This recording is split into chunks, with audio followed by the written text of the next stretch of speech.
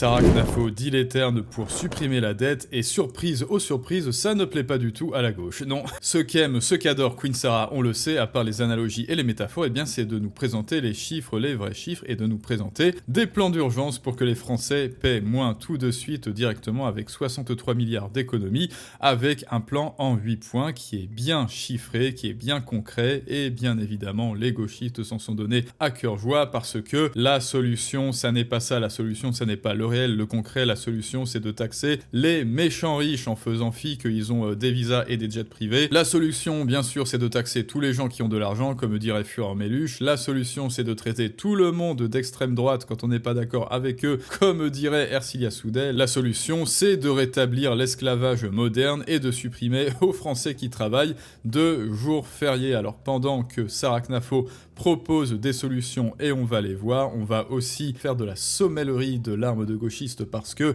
c'est un mec qui est frais, qui est fin et ça se mange sans fin. Et une fois de plus, comment vos geôliers vous font passer des vessies pour des lanternes et l'enfer pour le paradis, et on voit ça ensemble tout de suite. Et le drama commence avec une certaine Juliette Méadel, je ne la connaissais pas, voilà, apparemment elle est ministre, alors une énième ministre, certainement la 101e ministre de la ville, encore un ministère à Afuera bien sûr, qui critique le plan d'urgence de Sarah, que l'on voit tout de suite, qui nous dit réserver les prestations sociales non contributives aux Français. Et là déjà, économie de 15 à 20 milliards. Oui, parce que vous le savez, les prestations sociales, il vous suffit, vous êtes même hors Europe, vous êtes européen ou hors Europe, il vous suffit d'aller en France, de venir en France comme ça, les mains dans les poches, sur mer, depuis la mer ou depuis la terre, d'aller dans un guichet social, d'ouvrir grand la bouche et d'attendre la béquée. Voilà, CAF, allocation familiale, prime de rentrée, prime de Naël, et j'en passe. Ah mais vous êtes pas européen? Non, mais peu importe, hein, je suis en France, je suis dans un guichet social français, et donc je suis venu pour exiger ce que l'État me doit, ce que Nicolas, 30 ans, me doit. Ensuite, supprimer l'aide publique au développement de 15 milliards, bon ça aussi c'est une véritable saloperie. Supprimer tous les soutiens publics aux énergies renouvelables, parce que ça aussi c'est un scam, et d'ailleurs je l'ai vu que l'industrie de l'automobile électrique, hein, voilà, le tout électrique, ça va foutre le camp, et apparemment ça va être le grand retour du thermique, enfin certains supputent que c'est le grand retour du thermique dans les prochaines années, plus les ZFE, enfin bref, tout ce genre de trucs complètement stupides. Supprimer le soutien public à la politique de la ville. Ah bah voilà, c'est pour ça, on a la première piste de notre énigme commissaire Moulin. Il se trouve que Juliette Méadel est ministre de la ville, et donc, tel un petit chinchilla cardiaque et émotionnel, elle s'est sentie visée dans la suppression du soutien public à la politique de la ville. Elle s'est dit, oh non, non, je ne vais plus être arrosé d'argent public, je ne vais plus être arrosé comme ça en plusieurs de l'argent de Nicolas, il faut que je fasse vite un tweet contre Sarah Knafo, il faut que je fasse un tweet pour dire que c'est méchant et qu'elle est très méchante et qu'elle est pour les riches, et d'autres narratifs complètement sortis de mon chapeau pour vite maintenir mes privilèges de ministre. Supprimer les ARS, la DME, la NAH, la CSE, l'ARCOM et France Travail, et je dirais surtout en particulier les 2 derniers, hein. Vous savez, l'ARCOM, cette agence qui a supprimé C8 et TPMP, alors je ne regardais pas TPMP, mais l'ARCOM c'est cette agence qui s'octroie le droit de supprimer des chaînes de la TNT tout en n'intervenant pas, tout en ne pouvant pas intervenir sur Kik pour faire cesser les émissions de Jean Portmanov et de ses petits copains qui l'humiliaient. Et France Travail, évidemment, c'est l'agence qui nous coûte des milliards et dont le DG est payé 20 000 balles par mois et qui consiste à vous aider à tout sauf à trouver un travail. Ensuite, bien sûr, privatiser l'audiovisuel public, bon ça on n'y revient pas, c'est juste la base de la base. Numéro 7, supprimer les subventions aux associations politisées, bah oui, parce que là encore c'est de la privatisation, et supprimer l'aide médicale d'État, 1 milliard pour au final 63 milliards d'économies, ce qui est pas mal, évidemment. Ça n'est pour moi, hein, le parti de la dalle en béton, ça n'est que le début, parce que il faudrait dans l'absolu, dans l'idéal, monter à 100 milliards, et ça on le fera en supprimant le Sénat, hein. Vous savez, cette espèce d'HP de luxe avec en grand roi suprême, en grand leader suprême, Gérard Larcher, qui ponctionne certainement rien qu'en petit déjeuner 1% de nos impôts, plus un élagage des députés, plus le passage petit à petit en retraite par capitalisation, évidemment. Et donc Juliette Méadel n'est pas contente, et elle n'est pas d'accord. Et ben non, elle n'est pas d'accord avec Sarah, parce qu'en même temps, Sarah s'en prend à ses privilèges, et elle nous dit, la proposition de Knafo Sarah va à l'encontre de mes privilèges. Ah non, pardon, c'est pas ça. La proposition de Sarah de supprimer le budget de la politique de la ville, c'est-à-dire de mes privilèges, non pardon, allez, Allez, j'arrête, on se concentre, c'est condamné. 6 millions de nos concitoyens ne plus m'arroser d'argent public, c'est condamné. 6 millions de nos concitoyens supprimer mon ministère, c'est condamné. Tous nos citoyens. Bon, bah alors comment on faisait quand le ministère de la Ville n'existait pas? C'est bizarre, mais en Argentine, le ministère de la Ville, je pense que ça n'existe pas. Hein. Javier Milei, il a pris la petite gommette, là, le petit autocollant, la petite vignette, et il a fait afuera. Et pourtant, les Argentins ont l'air d'aller plutôt bien. Alors, je suis consterné par tant d'ignorance et de dogmatisme borné. Hein. Les dogmatiques, c'est-à-dire les gens qui ne sont pas d'accord avec moi et qui s'en prennent à mes intérêts. La politique de la ville lutte contre l'insécurité. Ah bah dis donc, c'est pas glorieux pour l'instant. Si la politique de la ville lutte contre l'insécurité, eh bien apparemment, je pense pas que Juliette Méadel fasse très bien son travail. Hein. Dites-moi ce que vous en pensez. La déscolarisation, la saleté et le trafic de drogue. Loin de vos stigmatisations, les quartiers populaires, ce sont des soignants, des professeurs, des ouvriers, oui, qui y vont parce qu'ils ont une prime de risque en fait dans certains quartiers. Et d'ailleurs, et bien sûr, on leur souhaite du bon courage, des familles monoparentales, des personnes en situation de handicap. Bon là voilà, hein, démagogie, appel à la victimisation, quoi, vous voulez supprimer ceci, cela, alors vous vous en prenez aux personnes en situation de handicap. Quoi, vous êtes contre les handicapés, Sarah, c'est ça? C'est un petit peu la technique, est-ce que vous êtes pour la famille, hein? Eh bien, le maréchal Pétain aussi était pour la famille. Quoi?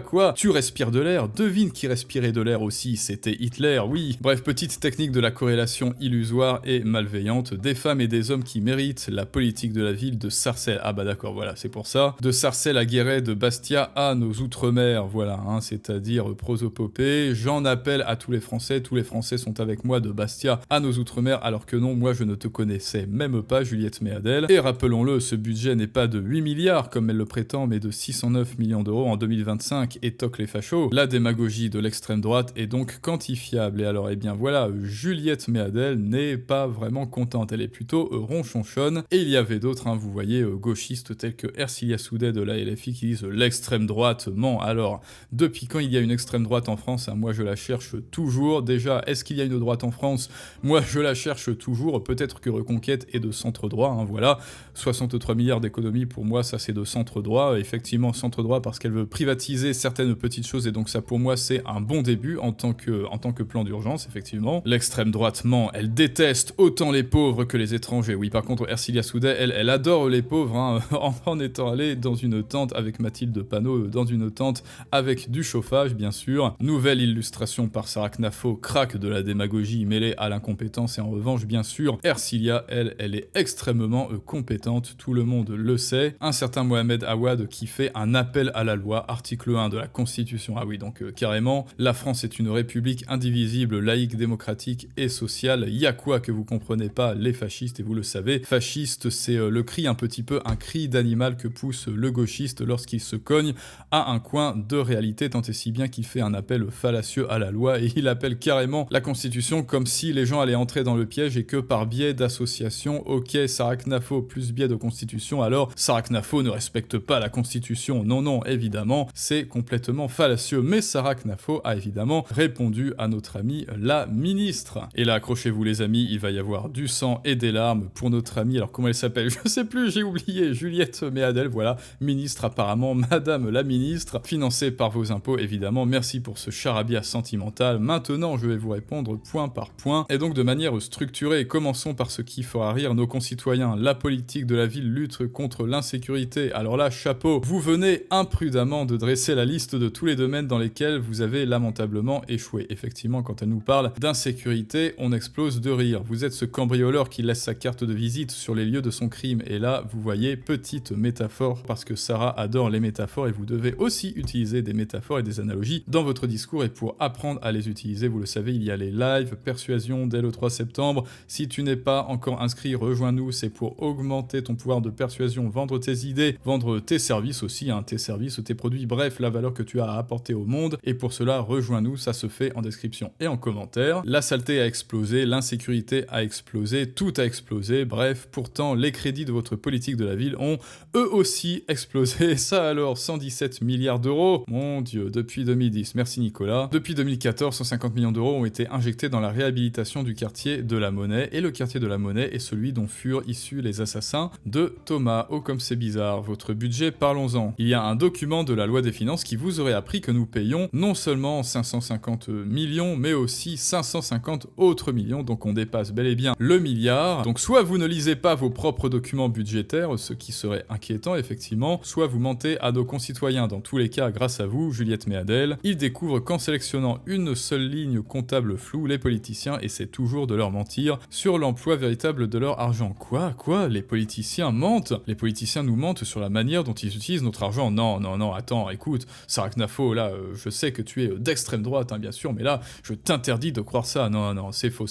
Les politiciens sont parfaitement cohérents et parfaits et absolument réalistes et ils utilisent notre argent de manière optimale. Enfin, bien sûr, tout le monde le sait. C'est pour ça que Nicolas est très heureux de travailler 2 jours fériés de plus, évidemment. Les habitants de ces quartiers ne sont aucunement abandonnés, ils sont chouchoutés et choyés par l'État et par l'argent du contribuable. Ils bénéficient d'avantages fiscaux, d'aides à l'embauche, de priorités diverses et variées, de contrats aidés, d'accès facilité aux prêts et au financement public, de subventions, de programmes, blablabla, d'un taux de logement, enfin bref, voilà, tout ça, encore de l'oblation, encore de la pluie d'or, comme ça, d'installations culturelles, enfin bref, voilà, flambant neuf, bref, tout ce dont n'a pas le droit Nicolas avec son argent. Bien sûr, pour ma part, je ne propose pas d'abandonner ces quartiers, je propose de les traiter comme le reste de la France. On replace la banlieue dans le droit commun, la République est censée être universelle, même droit, même devoir. Bah oui, sauf que ça c'est encore une fois 2 poids, 2 mesures, d'où le type là qui a invoqué la Constitution, c'était un petit peu pathétique. Madame la ministre, si nous avons dépensé des milliards en pure perte et que la situation de ces quartiers ne cesse de se dégrader, c'est qu'il faut changer de logiciel.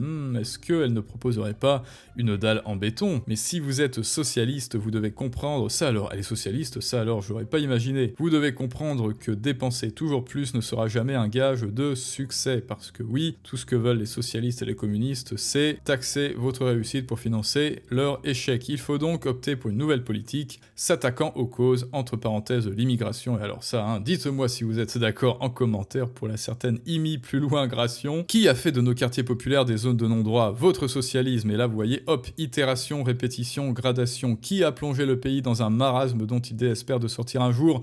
Votre socialisme.